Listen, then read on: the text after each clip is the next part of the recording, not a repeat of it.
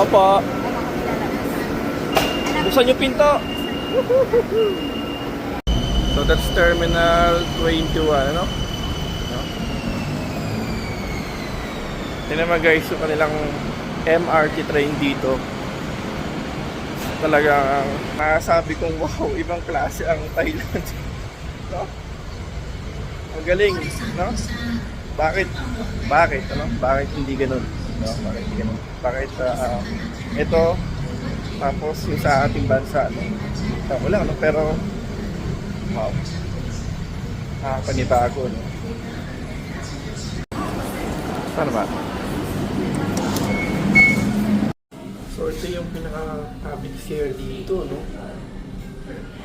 Grabe, ang linis. Tapos napaka-high-tech, no? Hindi mo naman, no?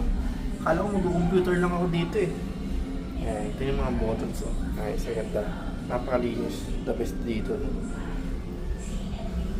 Oo, kanina wave 125. Eh, tama na wave 125, oh. Hey guys, we're here to Thailand, Bangkok, Thailand. Ayan, no? Nasa part tayo ng sa part to, pero ito yung parang may palengke dito, eh.